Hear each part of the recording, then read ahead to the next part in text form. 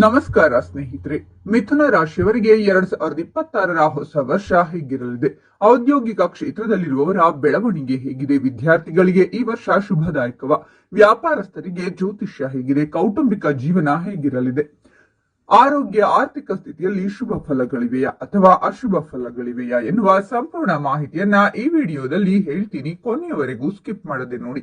ಅದಕ್ಕೂ ಮುನ್ನ ನಿಮಗೆ ಮಿಥುನ ರಾಶಿಯವರ ಬಗ್ಗೆ ಇನ್ನೂ ಹೆಚ್ಚಿನ ಮಾಹಿತಿಗಾಗಿ ವಿಡಿಯೋಗೆ ಲೈಕ್ ಮಾಡಿ. ಹಾಗೆ ಸಬ್ಸ್ಕ್ರೈಬ್ ಆಗಿಲ್ಲ ಅಂದ್ರೆ ಈಗಲೇ ಸಬ್ಸ್ಕ್ರೈಬ್ ಮಾಡಿ. ಹಾಗೆ ಪಕ್ಕದಲ್ಲಿ ಬರೋ ಬೆಲ್ ಐಕಾನ್ ಅನ್ನ ಕ್ಲಿಕ್ ಮಾಡಿ. 2026ರ ಪ್ರಕಾರ ಈ ವರ್ಷ ಮಿಥುನ ರಾಶಿಯವರಿಗೆ ಸಾಮಾನ್ಯವಾಗಿರಲಿದೆ.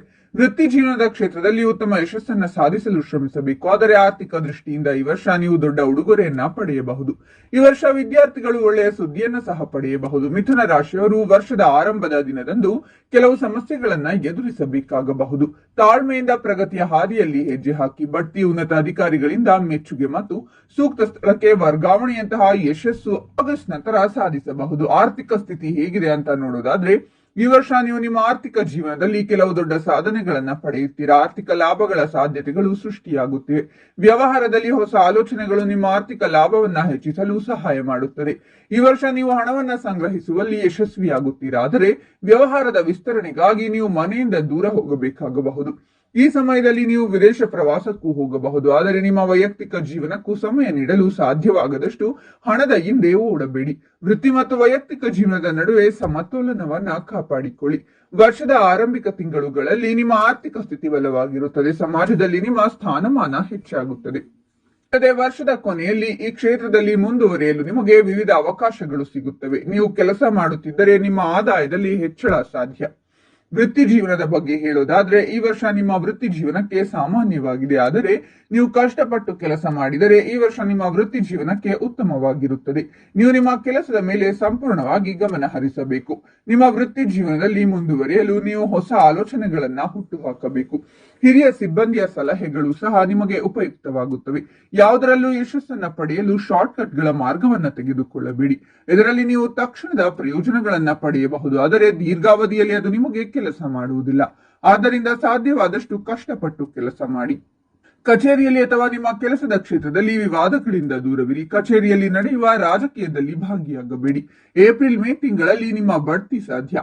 ಈ ಸಮಯದಲ್ಲಿ ಹಿರಿಯರು ನಿಮ್ಮ ಕೆಲಸವನ್ನ ಮೆಚ್ಚುತ್ತಾರೆ. ನೀವು ಬೇರೆ ಯಾವುದಾದರೂ ಪ್ರತಿಷ್ಠಿತ ಸಂಸ್ಥೆಯಿಂದ ಉದ್ಯೋಗದ ಪ್ರಸ್ತಾಪವನ್ನ ಸಹ ಪಡೆಯಬಹುದು. ನಿಮ್ಮ ವೃತ್ತಿ ಜೀವನದ ಗ್ರಾಸ್ ಎತ್ತರಕ್ಕೆ ಇರುತ್ತದೆ. ಈ ಸಮಯದಲ್ಲಿ ನಿಮ್ಮ ಸಂಬಳದಲ್ಲಿ ಹೆಚ್ಚಳದ ಬಲವಾದ ಸಾಧ್ಯತೆ ಇದೆ. ಯಶಸ್ಸನ್ನ ಪಡೆದ ನಂತರ ನಿಮ್ಮ ವ್ಯಕ್ತಿತ್ವದಲ್ಲಿ ಅಹಂಕಾರಕ್ಕೆ ಯಾವುದೇ ಸ್ಥಾನ ನೀಡಬೇಡಿ ಮತ್ತು ಯಶಸ್ಸಿನ ಹಸಿವನ್ನ ನಿಮ್ಮಲ್ಲಿಟ್ಟುಕೊಳ್ಳಿ. ವೈವಾಹಿಕ ಜೀವನದ ಬಗ್ಗೆ ನೋಡೋದಾದ್ರೆ, ಈ ವರ್ಷ ಮಿಥುನ ರಾಶಿಯವರ ಕುಟುಂಬ ಜೀವನವು ಸಾಮಾನ್ಯಕ್ಕಿಂತ ಸ್ವಲ್ಪ ಉತ್ತಮವಾಗಿರುತ್ತದೆ. ಕುಟುಂಬದಲ್ಲಿ ಏರಿಳಿತಗಳನ್ನ ನೀವು ಎದುರಿಸಬೇಕಾಗಿದ್ದರೂ ಹೆಚ್ಚಿನ ಸಂದರ್ಭಗಳಲ್ಲಿ ಮನೆಯಲ್ಲಿ ಶಾಂತಿ ಮತ್ತು ಸಂತೋಷದ ವಾತಾವರಣವಿರುತ್ತದೆ.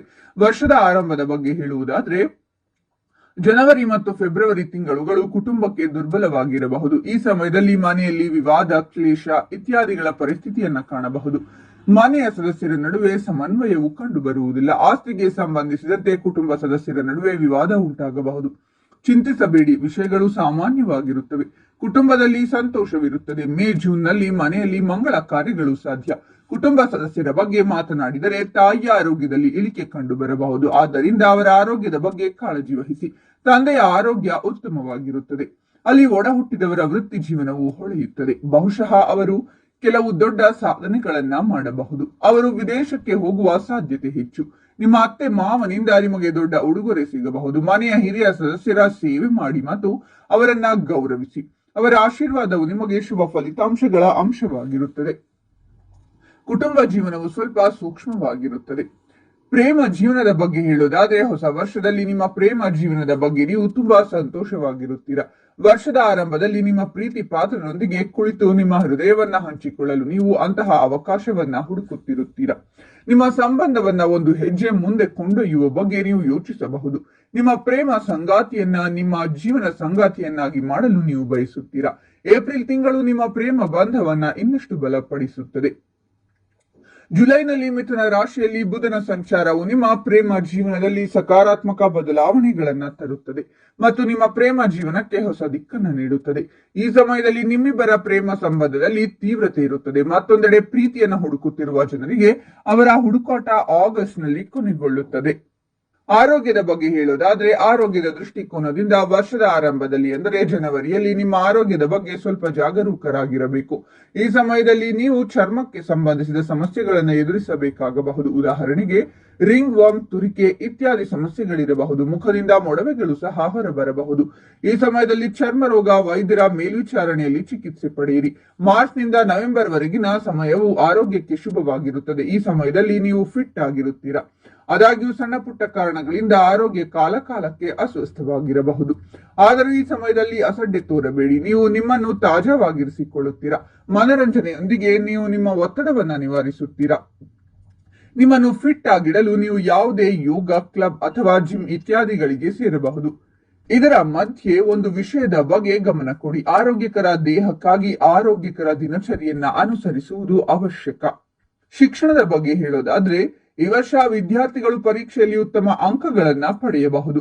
ನಿಮ್ಮ ಅಧ್ಯಯನದಲ್ಲಿ ಯಶಸ್ಸಿಗೆ ನಿಮ್ಮ ದೃಢ ನಿಶ್ಚಯ ಬಲವಾಗಿರುತ್ತದೆ. ನಿಮ್ಮ ಅಧ್ಯಯನದಲ್ಲಿ ನಿಮ್ಮ ಕಠಿಣ ಪರಿಶ್ರಮ ಮತ್ತು ಸಮರ್ಪಣೆ ನಿಮ್ಮ ಭವಿಷ್ಯದ ಹಾದಿಯನ್ನು ನಿರ್ಧರಿಸುತ್ತದೆ. ಈ ವರ್ಷ ನೀವು ಮಾನಸಿಕವಾಗಿ ಪ್ರಬುದ್ಧರಾಗುತ್ತೀರಾ. ಶಿಕ್ಷಣದ ಮೇಲಿನ ನಿಮ್ಮ ಬಾಂಧವ್ಯ ನೋಡಲು ಯೋಗ್ಯವಾಗಿರುತ್ತದೆ. ಶಿಕ್ಷಣಕ್ಕಾಗಿ ಸಹಪಾಠಿಗಳು ಮತ್ತು ಶಿಕ್ಷಕರಿಂದ ನೀವು ಸಾಧ್ಯವಿರುವ ಎಲ್ಲಾ ಸಹಾಯವನ್ನ ಪಡೆಯಬಹುದು. ನಿಮ್ಮ ಅಧ್ಯಯನದ ಕಡೆಗೆ ನಿಮ್ಮ ಕಠಿಣ ಪರಿಶ್ರಮ ಹೀಗೆ ಇದ್ದರೆ ನೀವು ಅತಿ ದೊಡ್ಡ ಪರೀಕ್ಷೆಯಲ್ಲಿ ಯಶಸ್ವಿಯಾಗಬಹುದು. ಯಾವುದೇ ಸ್ಪರ್ಧಾ ಪರೀಕ್ಷೆಗೆ ತಯಾರಿ ನಡೆಸುತ್ತಿರುವ ಜನರಿಗೆ ಈ ವರ್ಷ ಯಶಸ್ಸನ್ನ ಪಡೆಯುವ ಬಲವಾದ ಸಾಧ್ಯತೆ ಇದೆ. ಆದಾಗ್ಯೂ ಇದಕ್ಕಾಗಿ ವಿದ್ಯಾರ್ಥಿಗಳು ಕಷ್ಟಪಟ್ಟು ಕೆಲಸ ಮಾಡಬೇಕಾಗುತ್ತದೆ. ಈ ವರ್ಷ ಕಾನೂನು ವಿದ್ಯಾರ್ಥಿಗಳಿಗೆ ಉತ್ತಮವಾಗಿರುತ್ತದೆ. ಈ ಕ್ಷೇತ್ರದಲ್ಲಿ ನಿಮಗೆ ಹಲವು ಸಾಧ್ಯತೆಗಳಿವೆ. ಇನ್ನು 2026ರಲ್ಲಿ ಮಿಥುನ ರಾಶಿಯವರು ಇಷ್ಟೆಲ್ಲ ಶುಭ ಫಲಗಳ ನಡುವೆಯೂ ಕೆಲವು ಸಂಕಷ್ಟಗಳನ್ನ ಎದುರಿಸಲೇಬೇಕಾಗುತ್ತದೆ. ನೀವು ಈ ವರ್ಷ ಆದಷ್ಟು ಜಾಗೃತಿ ಇದ್ದೀರಿ. ಅದರಲ್ಲೂ ಜನವರಿ ತಿಂಗಳಲ್ಲಿ ಬಹಳ ಎಚ್ಚರಿಕೆಯಿಂದ ಇರಬೇಕು. ನೀರಿರುವ ಸ್ಥಳಗಳಿಗೆ ಹೆಚ್ಚಾಗಿ ಹೋಗಬೇಡಿ. ನೋಡಿದ್ರಲ್ಲ ಸ್ನೇಹಿತರೆ, 2026ರ ಮಿಥುನ ರಾಶಿಯವರ ಭವಿಷ್ಯ ಹೇಗಿದೆ ಅಂತ. ಈ ವಿಡಿಯೋವನ್ನ ನಿಮ್ಮ ಎಲ್ಲ ಸ್ನೇಹಿತರಿಗೂ ಮತ್ತು ಸಂಬಂಧಿಕರಿಗೂ ತಪ್ಪದೇ ಶೇರ್ ಮಾಡಿ. ಮಿಥುನ ರಾಶಿಯವರ ಪ್ರತಿ ತಿಂಗಳ ಭವಿಷ್ಯಕ್ಕಾಗಿ ನಮ್ಮ ಚಾನೆಲ್ ಅನ್ನ ಸಬ್ಸ್ಕ್ರೈಬ್ ಮಾಡಿ. ಓಂ ಮಹಾವಿಷ್ಣುವೇ ನಮಃ ಅಂತ ಕಾಮೆಂಟ್ ನಲ್ಲಿ ತಿಳಿಸಿ.